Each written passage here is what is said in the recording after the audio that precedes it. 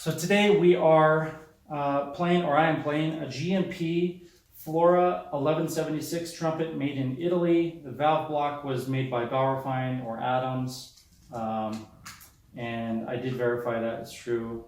I've played this horn for maybe the last 30 or 40 minutes practicing, and I'm going to just play through that Charlie number 1 to get started, and we'll just rip through a bunch of stuff. It's going to be a short video today. And Oscar's all riled up because I've been playing, so he'll be throwing his toy around.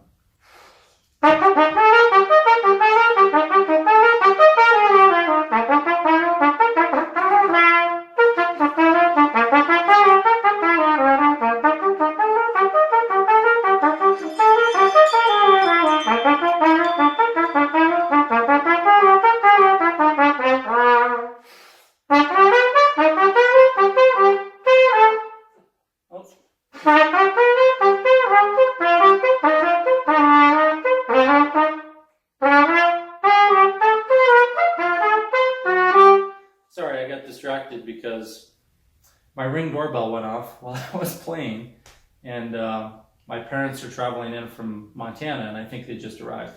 So let me see how far I can get through this. So I just checked. My parents did actually just get in, so I'm going to jump straight back into the Arvins and play a few things. And I'm just going to jump in, play a bunch of stuff, and you'll get to see what I worked on briefly today. Like I said, I already spent 40 minutes doing it, but I'll review some of the stuff I did. This is page 73, number 63.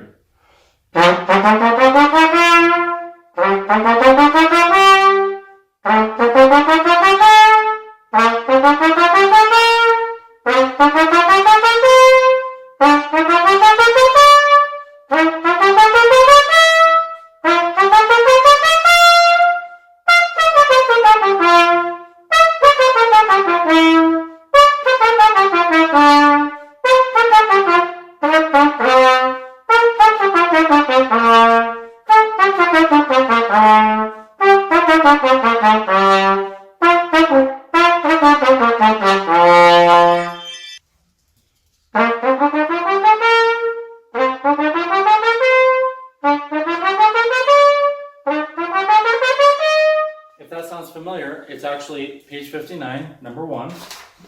Now I'm on page 30, number 24.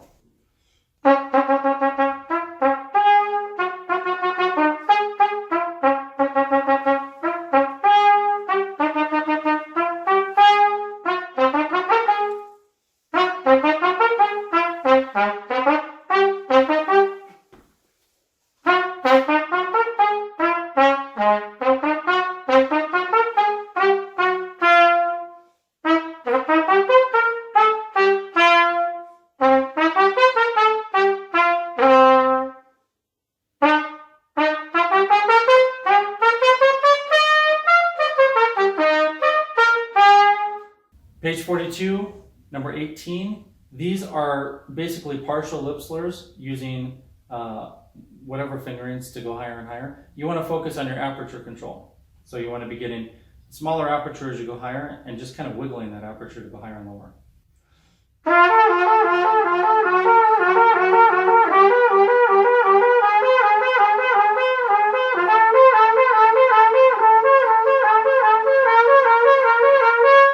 This is all about articulation. So we've got slurring and tonguing on a motif going higher. I give a little weight to each group of 4. That makes it more musical and easier to play.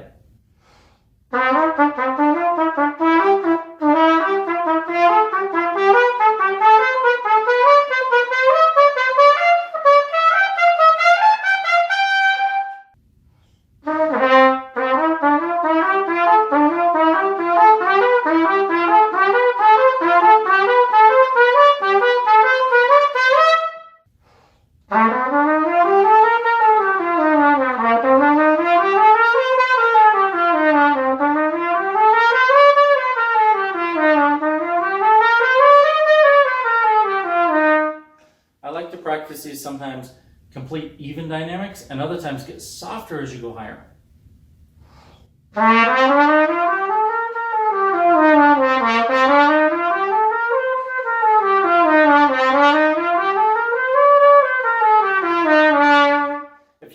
softer as you go higher, you'll control your aperture more, which really exaggerates the movement and it makes you a better player.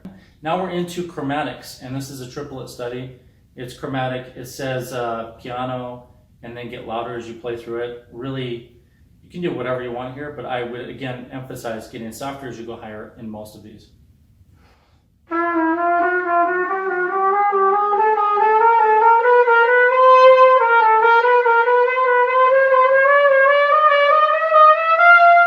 So I get up to mezzo forte. You could do the exact opposite.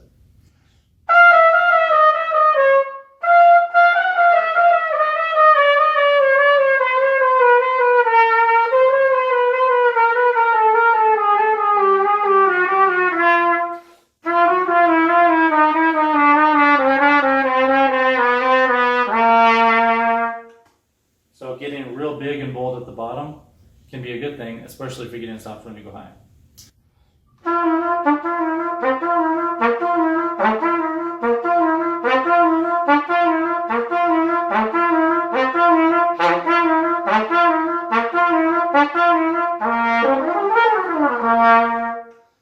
This horn, because it has this big round tuning slide, it feels like it doesn't have the feeling of resistance enough to really slot in on each partial.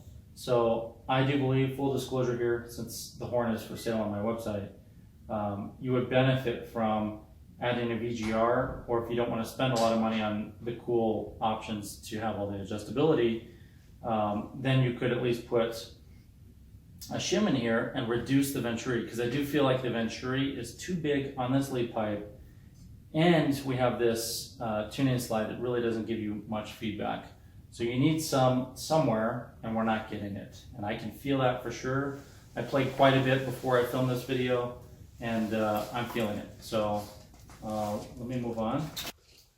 Page 125, number 1, intervals.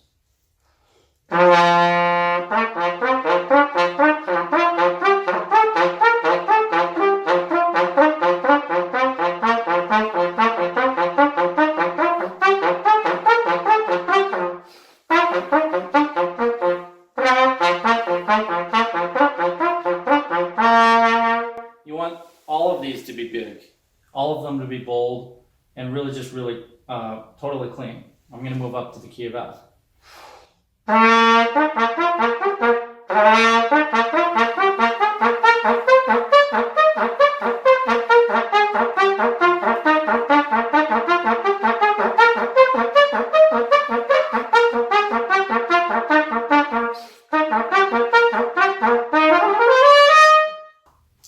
Page 142, number 48.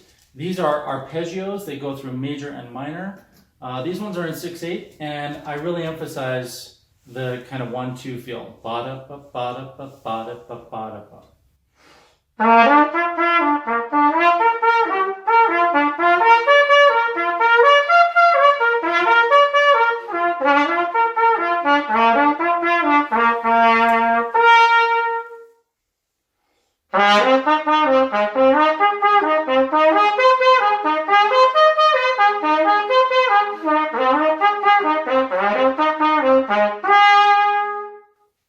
So everything we covered tonight really ran the span of an etude, which you can spend a good, easy half an hour to an hour on if you really want to dive into it. We were doing Charlier number 1, and then we jumped into Arban's. We did some scale type studies, some intervals, some articulation, and now arpeggios. That's really enough for an hour session. Each session, I'm really trying to mix it up, hit some of the stuff that I'm not good at, and then mix in other stuff to find out what I need to work on. All right, I'll see you tomorrow night on After Hours.